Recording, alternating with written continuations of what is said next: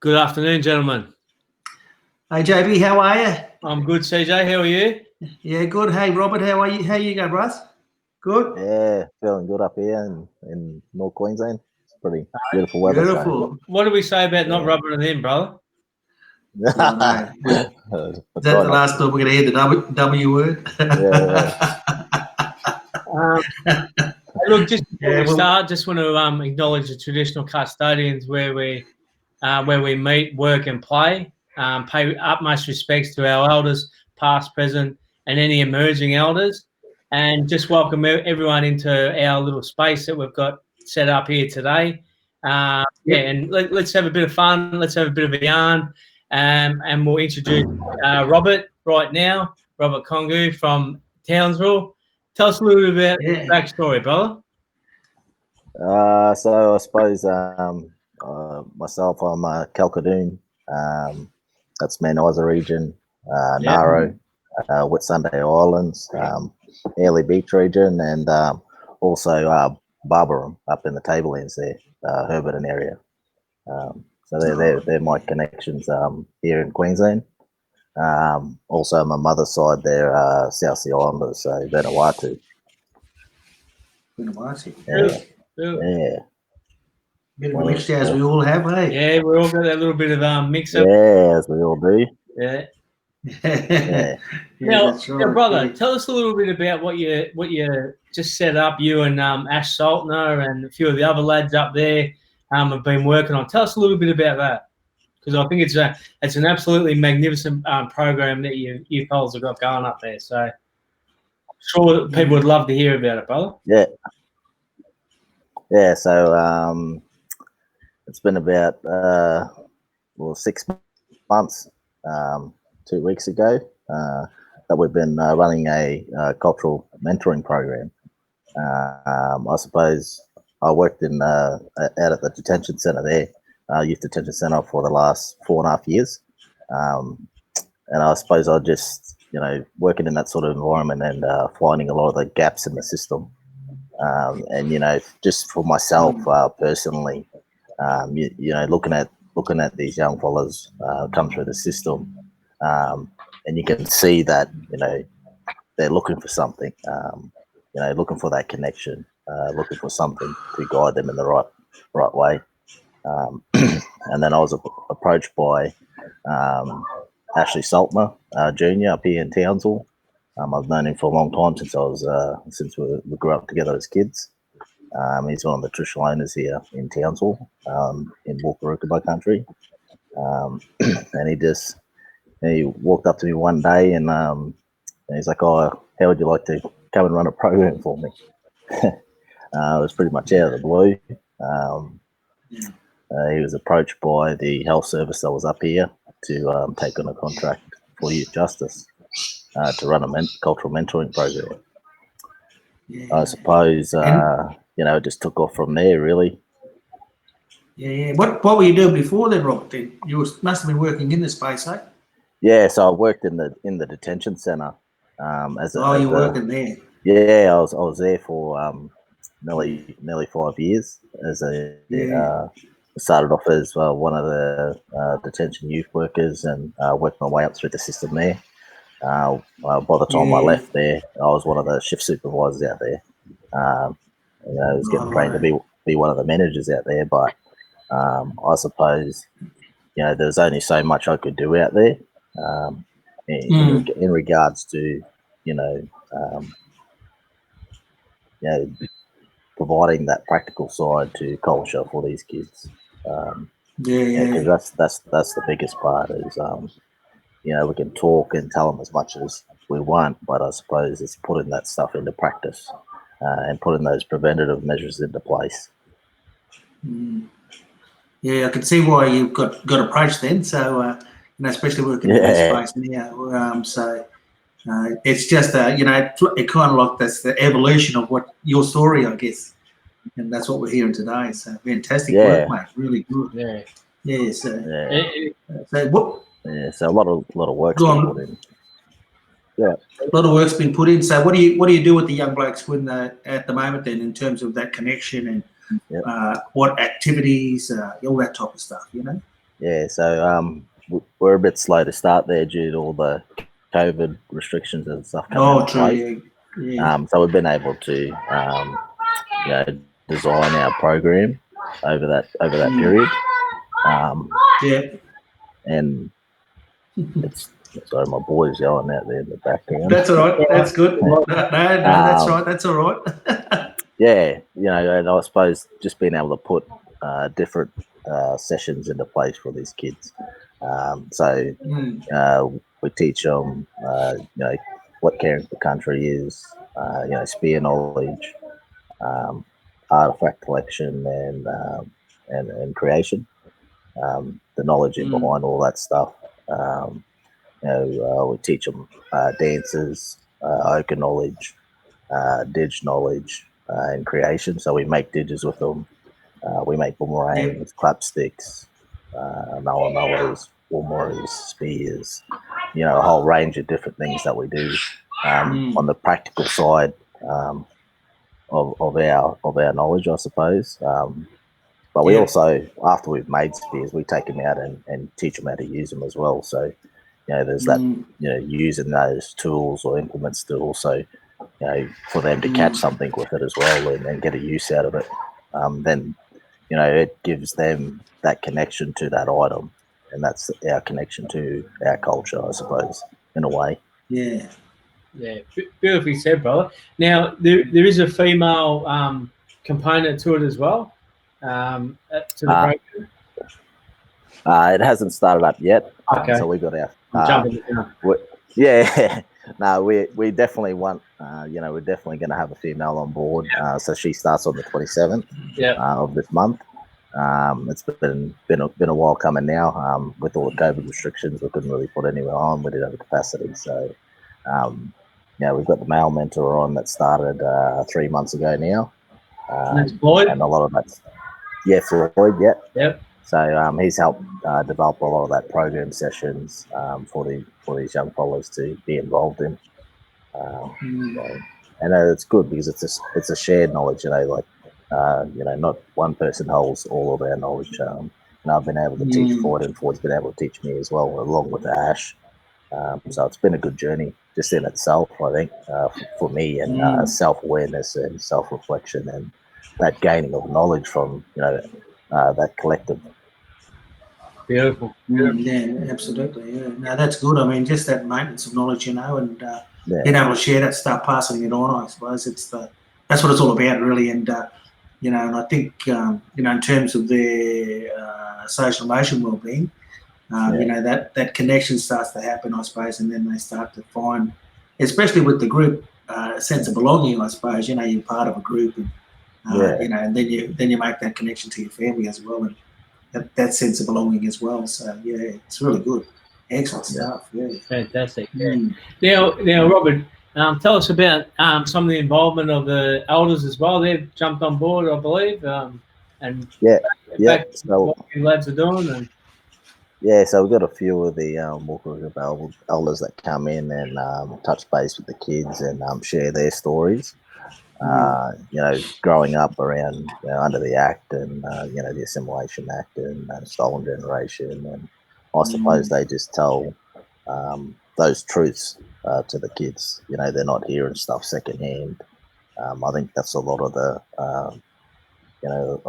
judgment that comes from non-Indigenous people is that the information that's put out by some of our, especially the kids' families that they're at-risk youth, they don't understand culture either. So the elders come in and they provide that information to the kids to say, well, this is what's actually happened.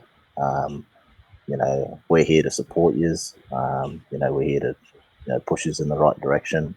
It's time to start standing up and being more of a positive influence within your family groups as leaders. So how are the young ones taking that advice, that knowledge transfer? How are they taking that? Are they taking it well, or? Yeah, they're taking it pretty well. I think myself and Floyd, we do a lot of work in behind, making sure that those core values of respecting our elders and making sure that when they talk, we listen.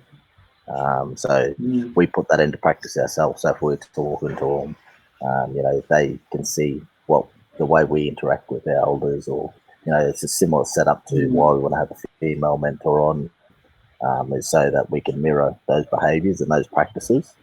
And that's the biggest thing is these kids, they don't understand that connection. So for us to put that into place, whether it's with females in general or with the elders, mirroring those behaviours, and for them to see it in practice. We're a practical people. It's the way that we live our life. We're more hands on, and when we see things in done in practice, we retain that information a lot better. Absolutely. Yeah, definitely all those behaviours, I guess. Yeah, that's what it is, isn't it? It's kind of role modelling. And showing that it doesn't matter how old you are. Yeah. There certainly still can, whether you're a young person or you're an older person or whether you're an elder, there's that respect and, the way that we communicate with each other and the way that we actually, I suppose respect each other is what I'm trying to say. Yeah, absolutely. Yeah. And that's a big part of it too, Robert, is about these young fellas and girls being able to tell their side of the story as well, so that they actually get heard, and maybe for the first time in their lives or a long time, that they're actually getting heard, and you fellas are listening to it and being able to then become proactive about what happens to these young fellas and girls. Yeah, well, I suppose it's just when we are doing it's that active listening, so we're obviously we're engaged with what they're saying, and then our responses are accordingly. Then that's just the best way to put that into practice. It's just that active listening with these kids. They can tell whether you actually have an interest in what they're saying. They're very good at reading body language. As a lot of our people, but I was going to say that, brother. I think there's a pretty good a bullshit detector in our we're able to be able to read what's going on. So this fella gave and this fella gave. So I think that's pretty good. And again, brother, I mean, I sprout what you fellas are doing wherever we go, because I think it's so important what you lads are doing with the younger lads, and also what the females will be doing with the young girls as well. So I think fantastic initiative what you fellas have come up with, and I'm probably lucky enough because I know a little bit about it, and I've been involved with the program as well. So so well done. I suppose for me, it's not really it's not a program for me. It's me as in life in general. That's it's what I do. It's the way I live. So when people they come and ask if they can be referred to this program, or I don't see it like that. That's beautiful. I just see it as providing that support and providing a service. Because everyone should be connected to culture.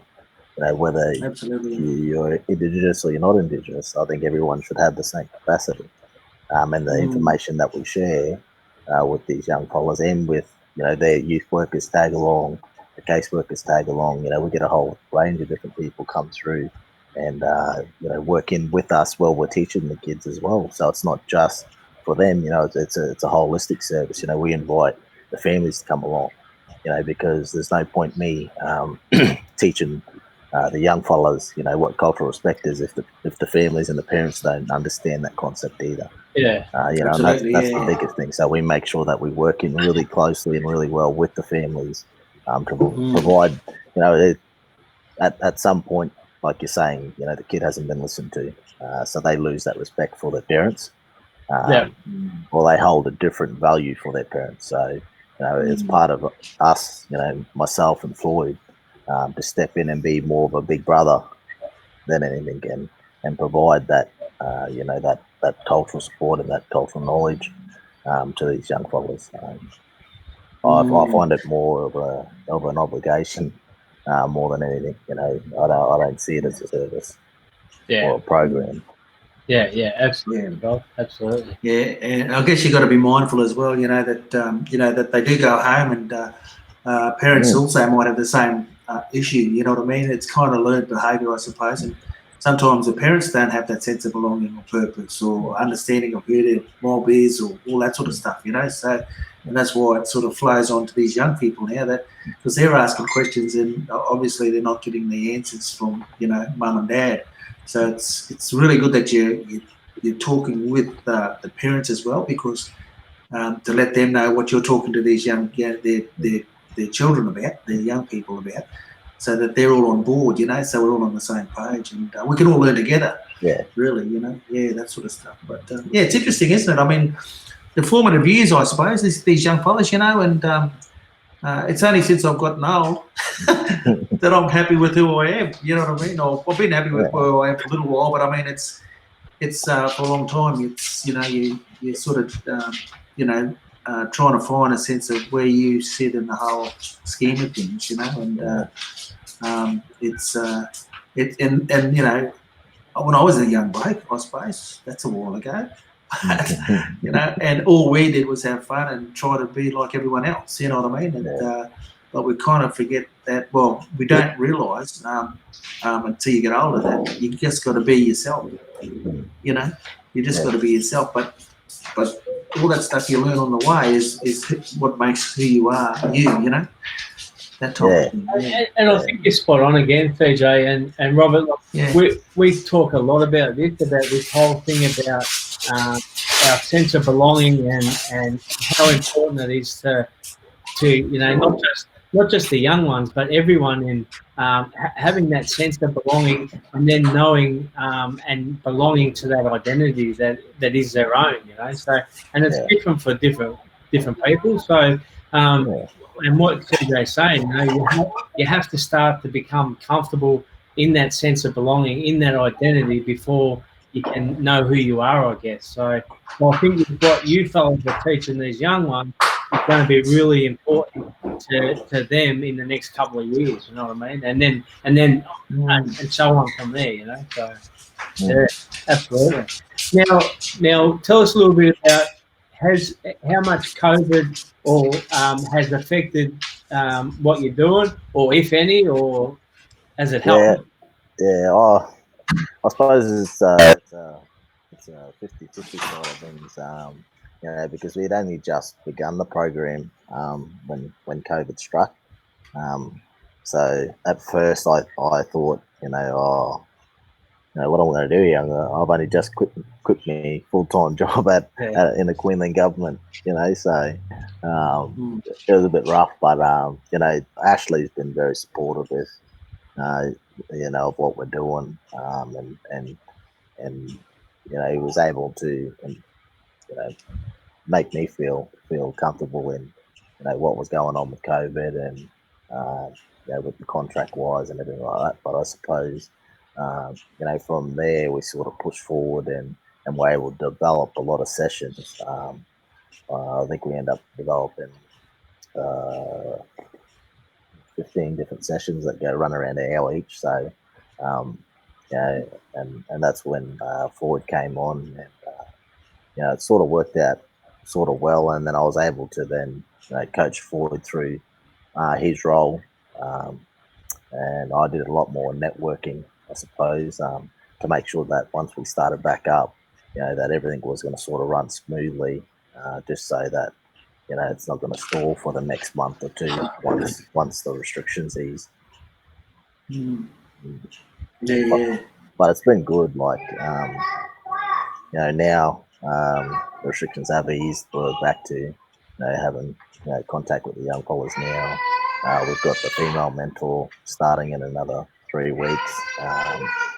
So it's looking up and up for me, I suppose. Our contacts were down for the last quarter, but that's to be expected because we weren't allowed to go and see the kids.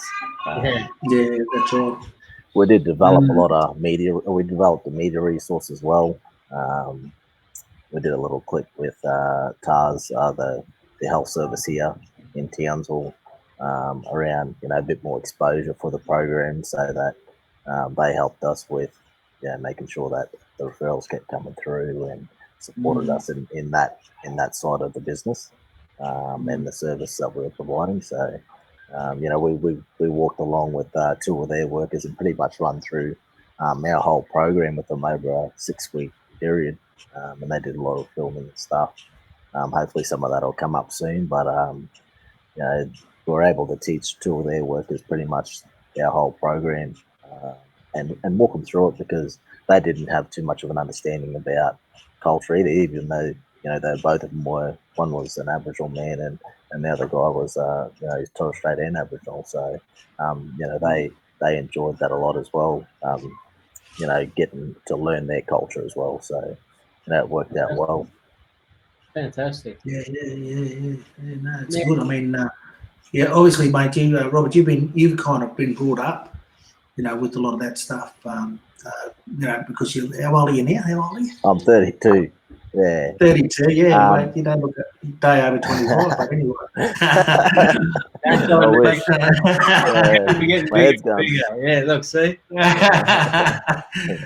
But yeah, obviously, you've got a lot of that stuff, that lived experience, I suppose, and parents as well that would probably have sat you down and talked a bit about, the family and the culture, all that sort of stuff. So yeah, I suppose, both my parents, my mother's from a family of 9, and my father's from a family of 12.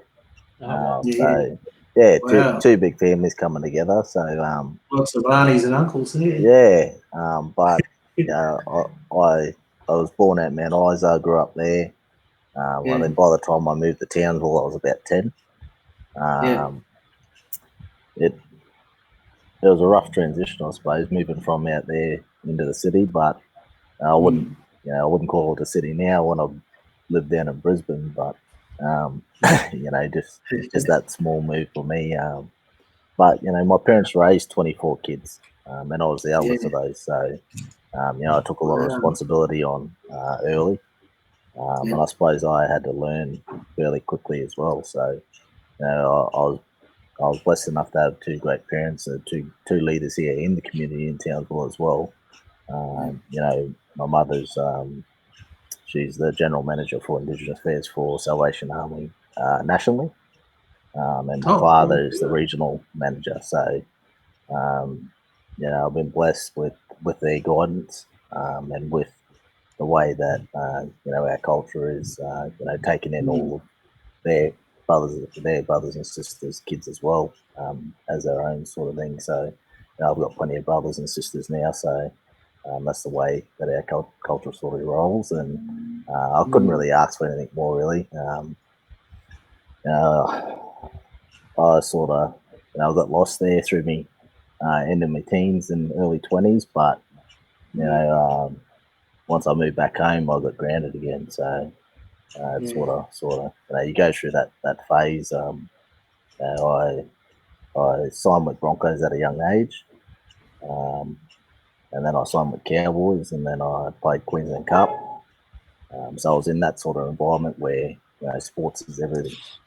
And I got injured in my early 20s. I had a shoulder recon, and I sort of lost way there for a few years. But I suppose I went and worked in the mines when I was about 24 for about 4 years. And I found myself again, I suppose. I learned a lot about my culture. I did a lot of research, with the struggles of our people. And that sort of then drove me then to go and work at the detention centre, and move back to Townsville and support these young fellas that are coming through the system, which then I've ended up with this role. So, it's been a bit of a journey, but, that's the name of our program as well. Yoga in Pukrukuba language is journey. So, we're providing that journey for these young fellas too. So, absolutely, plenty more to come, brother. Plenty more to come. Yeah, my good mate, I worked with there. He was out at Mount Isa. Kenny Leong, you know Ken? Kenny Leong. No, he was there. I think he was doing something. Maybe at Stewart's there. with young fellas as well. So yeah, but he was out of man. He's been out. He's man-eyes fella as well. Yeah. No, it is a big journey, mate, and that's right. Everyone's got a story to tell. We always talk about stories, don't we, Jack? Absolutely. Yeah. Were you ever lost, Jack? I'm going to ask you a question. Were you ever lost? Like me? 100%. 100%. Yeah. I think we all lost. Yeah, went off the tracks as a young fella. Big time, really big time, and was one muck up, and probably a bit like Robert. I had I was down at Carlton in the AFL, and I was training down there with the under 19s down there, and threw that all away, and wanted to be with me mates, and mucked up, and and it wasn't until years later that you realise, so it's not what I wanted to do, and I probably wasn't like the best to my parents, and now I regret that when they're both passed now, so you do have to think about those things later on. So yeah. Sometimes I think it's sort of like they're trying to test us, and our resilience, and how do we get through this stuff? It's all that what matters next that happens. What you decide to do next is important, because you can either go one way or the other.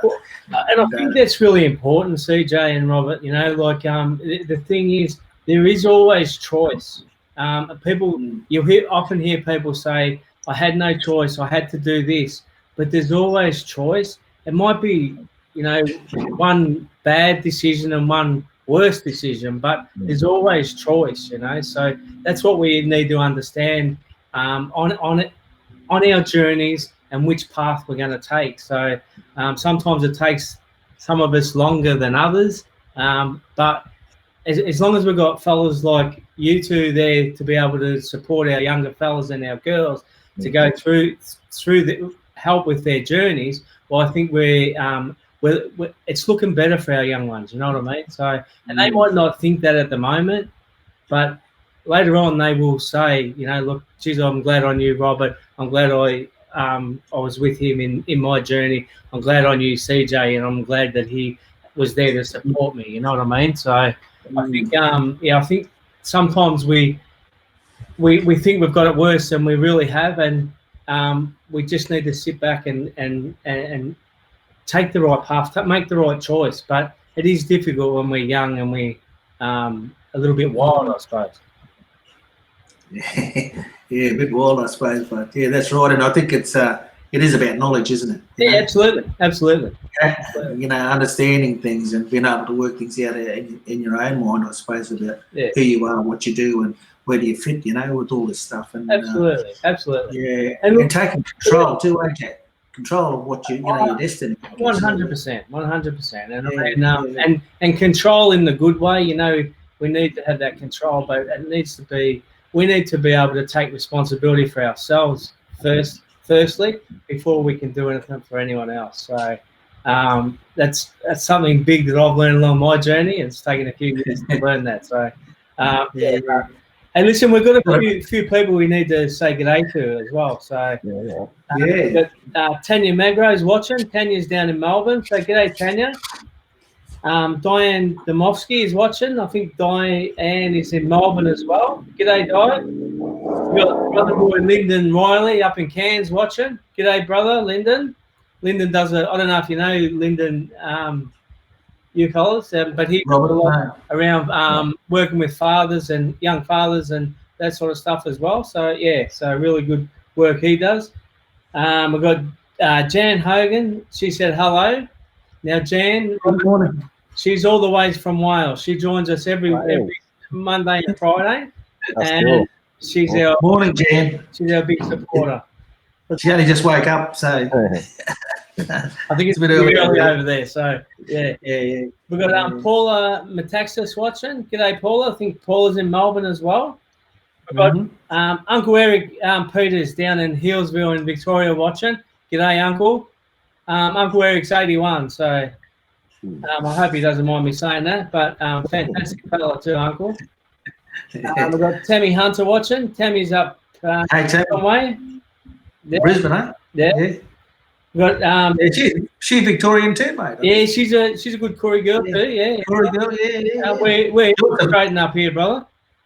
Oh, she's doing great stuff with her weightlifting and stuff. Yeah, really. Yeah. Right into it. Yeah, absolutely fantastic. Yeah.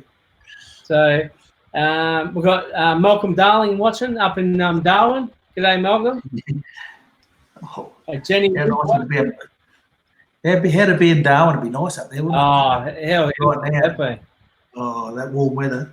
I shouldn't talk about weather. Hold on. No, let's talk about weather. No, we'll talk about weather. We've got Jenny Wood watching down in Canberra, so we probably can talk about weather to Jenny because. Yeah, well, we've got to be better off than those guys. Yeah. She said, "Hey, fellas." Hello, everyone. Magro said hi. She's down in Melbourne as well. Yeah. And Jenny Wood said it can take a long time to be confident enough and comfortable enough to be yourself. So that's so true, Jenny. And we've got Jan saying, what'd she say? And it's never the end of a story or journey, even though sometimes we believe it is. Can always rewrite or redirect the story. There are always more options, however old or disillusioned we get. So, pretty much, I suppose, what we were saying. Absolutely, yeah. Who else we got there, brother? We got David Eric Sutton. Good evening, fellas, everyone. So, well, how are you, David? G'day, David. Capella Bar there somewhere, up there. And Jan's also said, hey, hi, Robert, I'm enjoying listening to your journey. Thank you. From our friend David Wales. Yep. We've got Thomas Harris. You mentioned Thomas. Zane Hendricks he's down in Canberra, I believe. G'day, Zane. Blake Fagan. I think he's from up in Cairnsway there. Went out, was he at Mount Isa for a while, Blake? No way, brother. Yeah. And Susan Goodchild.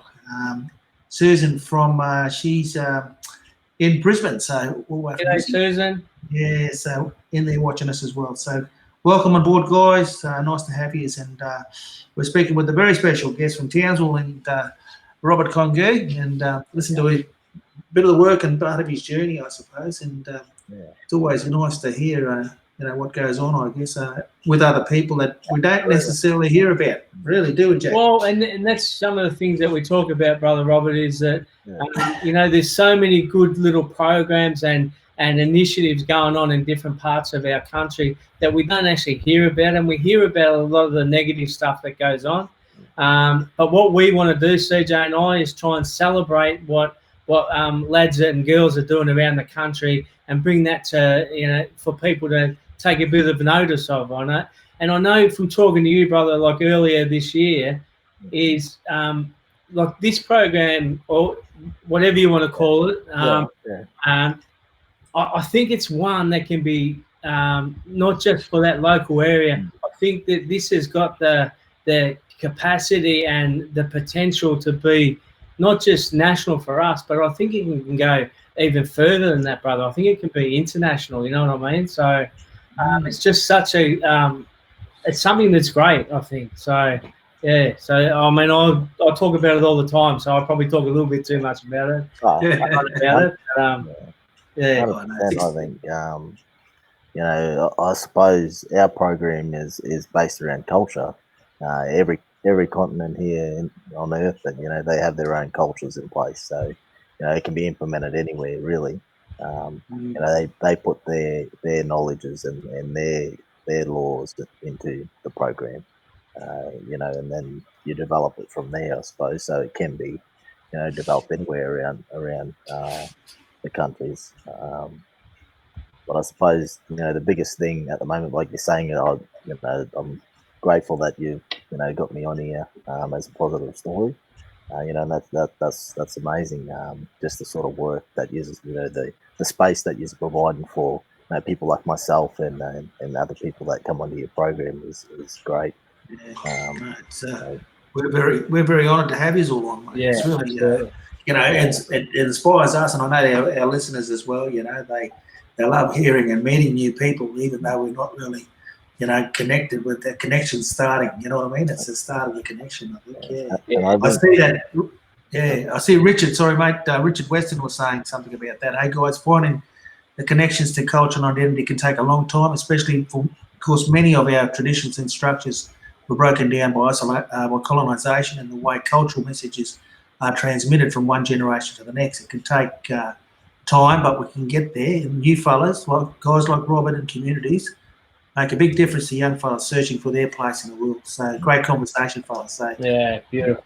exactly. So Thanks, Richard. Beautifully said. So yeah, I think what you're doing, like I was saying, is amazing, and I think at the moment we've got a massive movement, social media wise. With the amount of information that's being put out, whether it's about the Black Lives Custody stuff, whether it's about deaths in custody, or whether it's about reconciliation. There's so much information out there at the moment, spread through social media, and people like myself, taking the time to put out that information to be able, in a way that it's not found as aggressive, because that's the issue at the moment, is making sure that when we do pass that information or that knowledge, that that people aren't going to put their backs up against it, and them taking on board that information. But I suppose the only way that you can do that is if you have that lived experience and those knowledges. I wouldn't call it lucky, but my grandfather grew up over on Palm, under the Act, taken from his family, and my father grew up over on Palm. So, having that concept of the drive that they had back then, it sort of drives me now, and it pushes me to even learn. I know this much about my culture at the moment, so it only drives me further. I had the great pleasure last week of doing an introduction workshop with Victor Stephenson. Amazing guy. Blew my mind with some of the information that he shared with us, and it was only for one day. We're hoping to get him back later in the year, but just those types of people that hold that type of knowledge, that's what grounds you. And until he explains it the way he explains it, then it sort of makes sense, and you sit back and you reflect and you go, oh, yep, so that's why I'm doing this, or that's why I do that. So yeah, absolutely. And I think too, brother, look, we're really thankful to have fellas like yourself and girls like yourself. Not like yourself as a girl, but what do we know? But girls as well. And the thing is that, like, what CJ and I always say is, it's about we learn as much about what you fellas and girls tell us, and it's such a great thing that transfer of knowledge backward and forward all the time, and across, So it's so much, I know from listening to Jan how much she loves hearing about our culture as well, and you've got skills that CJ hasn't gotten, that I haven't gotten, and CJ's got skills that I haven't gotten, you haven't got, So it's all about that transfer of knowledge, and it keeps going. It's always working backward, forward, crossways, whatever, So it's something that really close to both CJ and I's hearts, to be honest. And to be able to celebrate what everyone's doing is something positive, because we always hear about the negative stuff that goes on in our community. So. Yeah. Robert, do you have a language program? Do you have a language program within that? I suppose it's hard to do a language program because we're all from different nations. Different mob, yeah, that's right. But we do encourage the young fellas, when they tell us where they're from, we can sort of source language for them, and that makes it a bit easier, so we can go along and find their language that they're connected to. But in saying that, a lot of the fellas from around this region, they're either from Palm, taken from families, and they've lost identity as well. So a lot of them are either part of the Buri Nation, so that's from Air down all the way down, all the way down to Wuri, nearly. And that's one language group, so it's massively in, and then we've got a lot of people from Mount Isa, so it's Kalkadoon. So most of that's my language anyways. So I have a lot of connections, and I have the language book for a lot of these areas around here. So we try, if they're interested, we teach them some of the words. And the strange thing is, we grew up using some of these words, and I didn't realize until I started actually learning language that these are the words that we use, and we're actually practicing them. So it's funny, it goes around full circle. And now I teach my kids like little words, what tree frog is, or what kangaroo is. And they don't realize that they're learning language, but they won't learn it. They won't realize until they get a lot older either. So I think it's important. I think it's really important for our mob, especially wherever you're from, to learn your local language, I guess, and or learn the language where you live, the people where you live. Well, I think it's important to pick up some small bits and pieces. I think it's. I think it kind of creates a sense of not so much belonging, but pride. Yeah, pride. You know what I mean? Yeah, it's all about that pride stuff, and be proud of being able to speak a bit of language. And I think it's just amazing. Yeah. Yeah, we get Ash to come in and he teaches them with some of the words from this area. Yeah. So it's been good. But yeah, I suppose trying to get them back to their connections from their country. Then they have something that they're connected to directly. Yeah. But I know there's a big community of Torres Strait Islanders there too in Townsville. Yeah. And, for me, I think, like you're saying, language is the biggest connector for our mob. It was only 18 months ago now. Dad handed me over the Kalkatungu, that Mount Isa language book, and I picked up. I was reading through it, and I'm like, "Oh, these are so hard to say. Some of these words, they're tongue twisters. And you got to relearn. Yeah, you've got to relearn how to talk. But it was important, and I was reading through it, and I come across one word, waira. So that means waira, and that's that in Kalkatungu, that means the feeling of the heart. Oh wow! Yeah. And that set something off inside of me, and it drove me to, when Ash came along, 12 months after that, and I'd been reading that language book for so long. Then, I said, well, now's the time for me. You have that spark moment where you go, yep, this is what I'm supposed to do. No. And we've been having that a lot, even during this journey of starting this program as well. We run into a lot of the people that we network in throughout Townsville that I grew up with myself. And everybody wants to jump on board.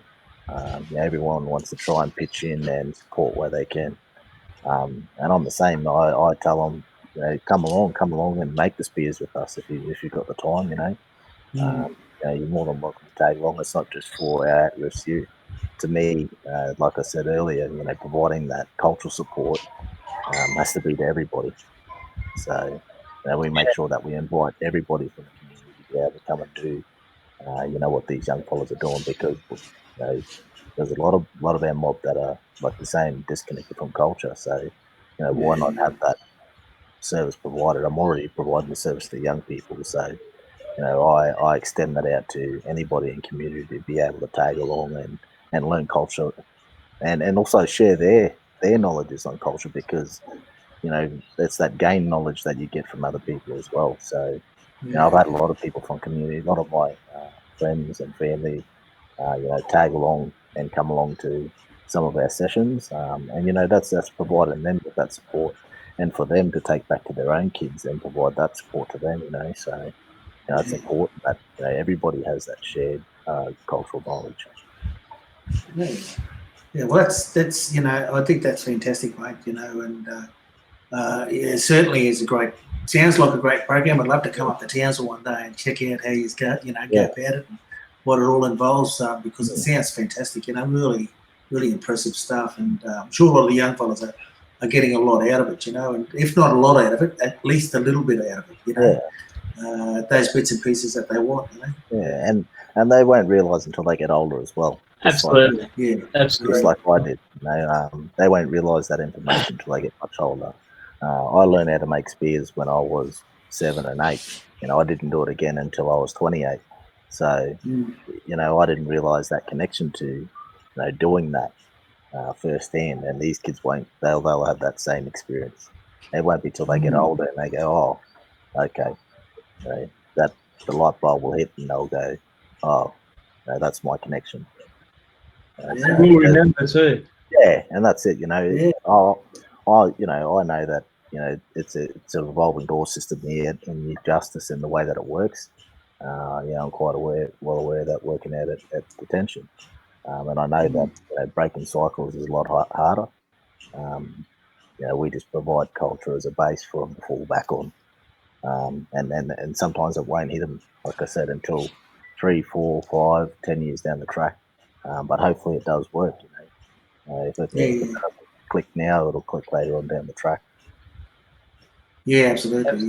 Yeah, you know, and you know, well, I kind of was. I didn't have that opportunity to learn a lot of language when I was young, black. So only because my parents and grandparents all passed away, and you know, they were kind of taken away from their homelands anyway.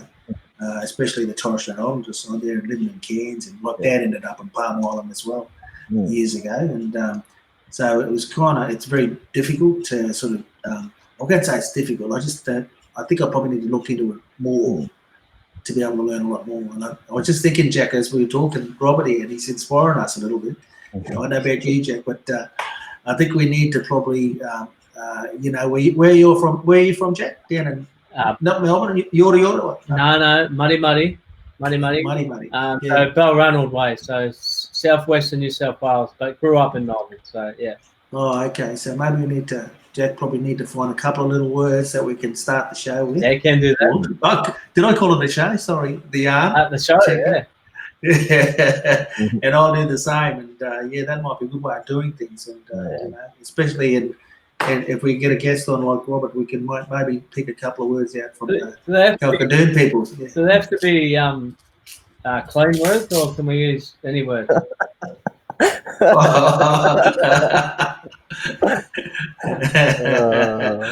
Yeah, make sure we know what it means. Whatever you can remember. Make sure you get it from a reputable source. Yeah. No. But maybe it's maybe you know we're talking about it. I suppose we should be doing it. I suppose, you know, that's the thing I'm thinking that we can sort of incorporate it somewhere along the line. You know. Yeah, no, absolutely. I have a fantastic idea. So, and I love that what you come up with too, Robert. And Jan said, "Love the word for feeling of the heart." Can you write that down for us, please, Robert? So Jan must be going to take it over there to Wales and use it over there. So well, see, they've got different dialects over there. See? The amazing thing is, you know, that one word has, you know, a different meaning to it. You know, it's a holistic meaning to a word. You know, it could mean heart, it could mean love. You know, but the one word, you know, the feeling of the heart. You know, how do you get more connected or more, you know, that's right. One word. You know, that one word for me, it changed a lot in the way that I look at things. Absolutely. You know, like you're saying with language, that's what it does. And you'll find something like that where it'll ground you. You're like, oh, I want to learn more about this now. And that's what sort of drove me to do more. And to be honest, brother, I know, like knowing you a little bit and knowing what you do and that, I mean, it probably makes perfect sense, that word for you, because everything you do is from the heart. So and I think that's a really big positive for our young ones up there that you're working with. Nothing more powerful, Jack, than hearing the word come from the person that, you know, that's your language. And you talk about it, you know, because I remember talking to one young bloke here in Brisbane, and his mom was, I can't think where he was from, I think he might be Sherbrooke way maybe, but he was saying the word for heart was Yuri. Yeah. You know, it's Yuri in here. It's where it comes from. Everything comes from in here. Yeah. And gee, that was powerful when he said that. You know, I said, oh, geez, you know, have that connection, and through that word is, is a pretty special thing. But Yeah. And I suppose, you know, that's what holds me, you know, to my values, to my core beliefs, you know, to my cultural values. You know, is that, you know, one word can change everything. You know, one action can change things. Yeah, it's kept me. You know, a lot of people ask me, well, you know, how do you stay so strong in your beliefs, or how do you stay so strong in your cultural? It's a conviction for me. You know, and that's the way I look at it. You know, if everything I do is based from culture, you know, there is no wrong answer for me. No, Yeah. because everything that was and everything that will be is culture connected. You know, that's Yeah, the well way said, bro. I Yeah. say, the way that I look at it. Well said. And I think too, like what you're just saying there, one word can change it, one action can change it, and sometimes we don't realise that, you know what I mean? So I think what you're saying is really important for people to listen to, brother. So yeah, again, well said. Definitely, yeah. I think who's on, mate? Letitia Miller's. That's a great idea. She said about bringing some language into this, into our check-ins. I love the word for the feeling of the heart. She asked, Robert, you might have to put that in the comments after we finish here. That word. Everybody loves it. David Eric Sutton, brilliant idea. Carryard is Carryard. I think Jan, am I speaking Welsh or not? Is love in Welsh. So and it's my favourite word I've learned. So yeah. And David said he's got to go. Saturday's going. He's another great chat today from the heart. Have a safe weekend. Catch you on Monday. See you, brother David. Have a good week. Yeah. It is Friday afternoon, and we're all finished work, we think. Yeah, so we should be winding down a bit. What are you planning for the weekend, Robert? What are you doing? Going fishing or? Tomorrow I actually decided to go and play some rugby union. Signed up with some mates. I want to go and play some. I've never played rugby union in my life. I've never watched the game, but I went to training last night, and they're like, "Yeah, no, you'll be right, mate. Come down for a run on Saturday." So, it can't be that hard. Oh, it is. Well, hard. That's good. That's good that you can play up there. Like a lot of the community, you know, they're not playing at all. They just cancel the whole season. But that's good that he's got to get a run. Anyway. Yeah, well, we haven't had any cases up in Townsville for months, so pretty. You know, they feel pretty safe in pushing that forward. But in saying that, rugby league has been cancelled here in Townsville, so. I know the Cairns comp's finished too. There's not much taking hold. So. But I was supposed to play rugby league this year, but a lot of the boys, because it's been cancelled, they've gone over to play union now. So they're like, "Oh, I'll come and play over here." And I was like, "Okay." I'll probably going to run around again, but sure. Yes. Then that competitive edge kicks in, brother, and you'll be. I can't stand losing, so. There you go. And then I've got heading down to tomorrow. I might do some fishing down at the beach tomorrow. So, on Sunday, sorry. Where do you go? Is it secret fishing spot? I can't tell you, brother. It has to be secret because there's nowhere to fish up in Townsville. Everything's overfished. Yeah, that's right. Yeah, if you're catching it, I think you're probably one of the few. Yeah, exactly. You got to head up north a little bit or south a little bit, I think. Yeah. We got Dave Brown from Cairns in. Dave told us that the comp up there had finished. They cancelled the whole comp. Yeah. And who else is on there, mate? I just saw someone else pop up. Raymond. Kyle Danzy. He was on there. G'day, Kyle. Hi, brother. Yeah, I think he's down the Goldie. He's on the Goldie, yep. Yeah. So, Raymond. And Jack, you're watching too, Jack, I see. Yeah, JB's watching. You're looking at keep an eye on things, brother. Mob don't get out of hand. How many you're like the fan? There's heaps of us. Heaps. There is a few of us, Yeah. What you got on this weekend, CJ? Mate, I just got my combi back. Did you see it? Oh, I didn't see it, no. Oh, you have to have a look on it. I think it's on Facebook stories or something. But yeah, I just got it back last night. I drove it back from Brisbane. So I've been playing around with that today and just doing a couple of things with it. I've had an old 1973 Combi, Robert. I'm a mad Combi. This is my third Combi. So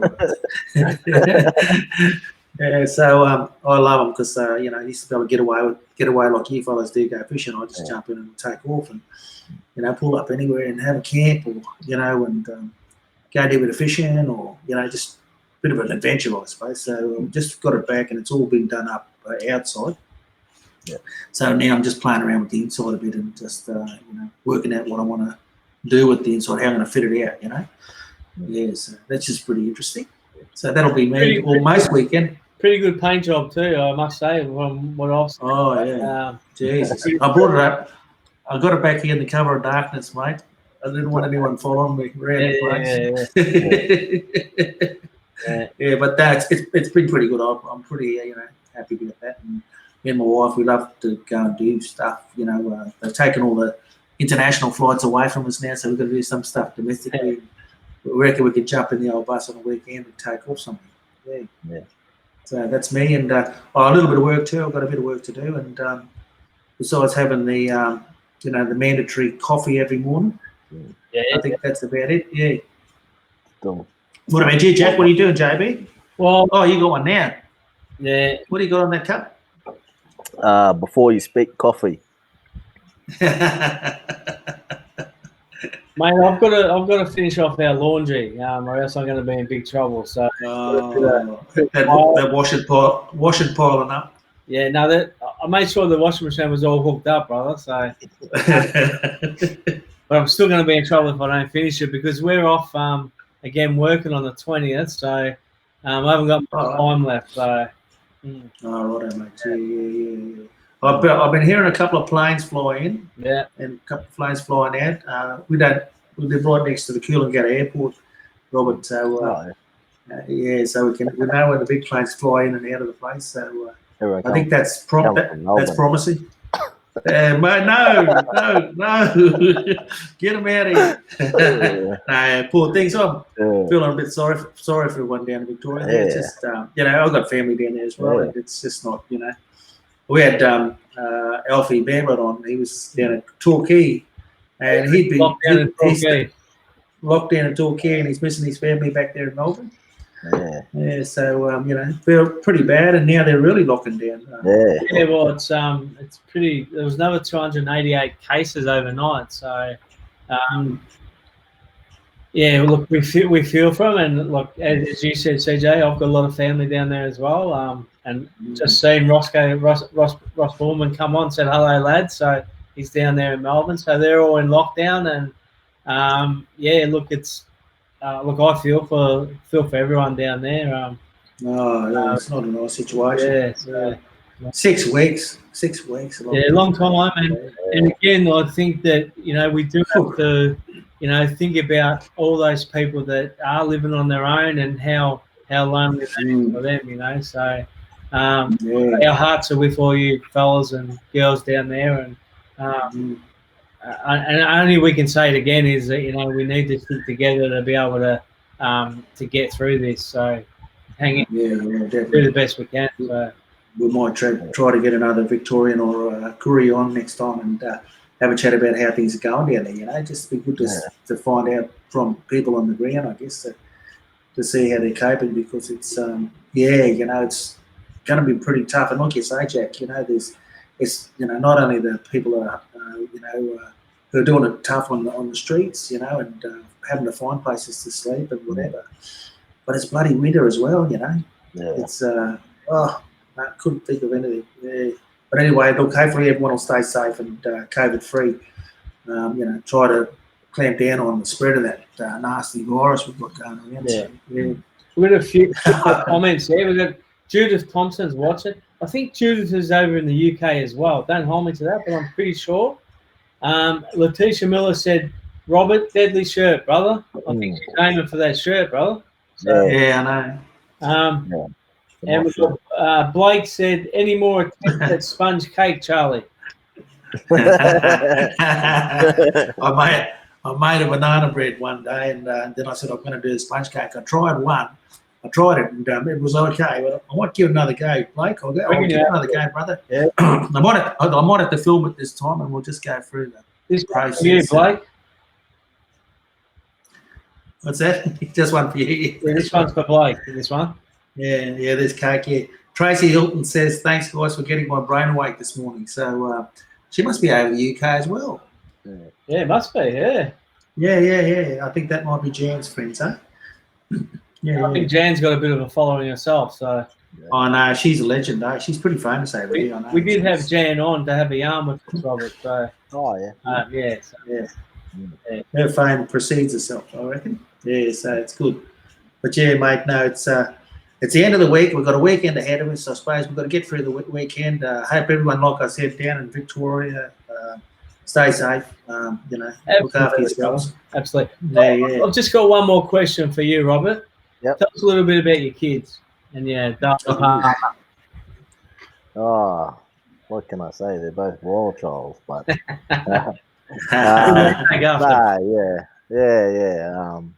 My oldest boy, he turned 6 in August, so only a couple more weeks away, and my youngest fellow is 4.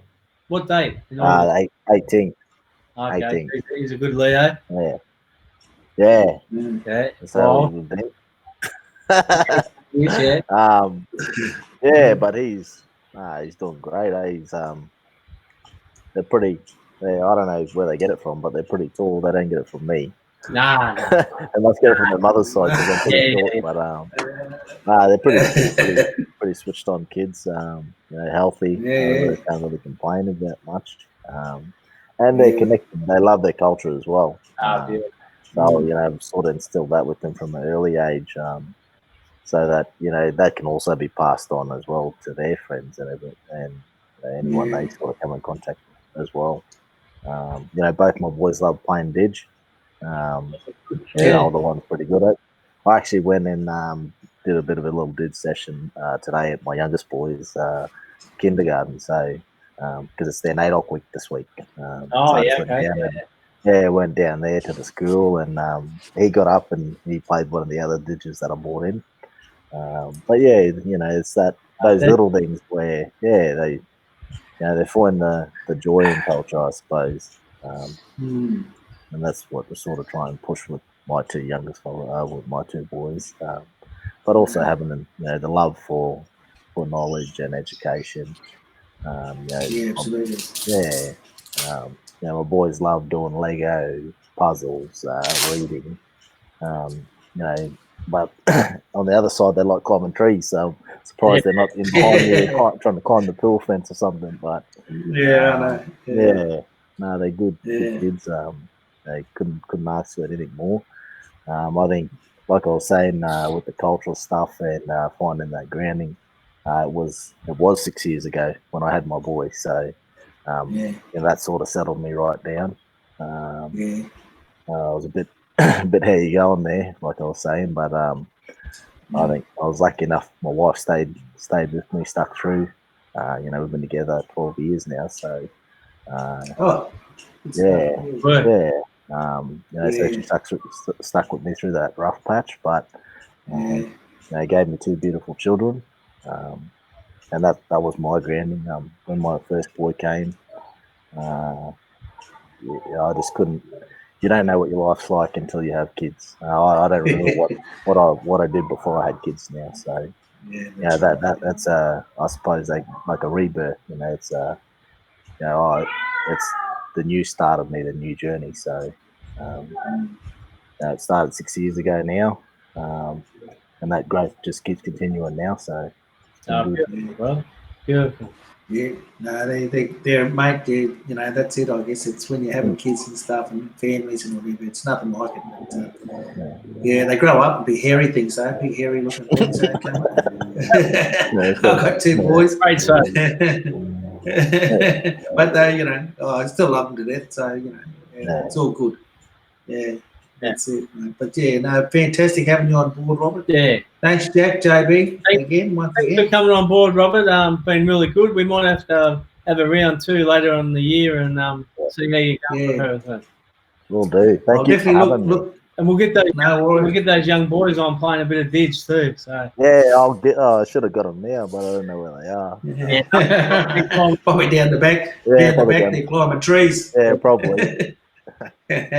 all right, fellas. Oh, And thanks for everyone watching and yes. joining in. Have a great weekend. Yeah, absolute pleasure to have you on, Robert. All the best for the future, and talk to you soon. Yeah, thank you. Thanks, Fantastic. TJ. Good on you, mate. Thanks very much, brother. Good weekend. Yeah, okay. Have a good weekend.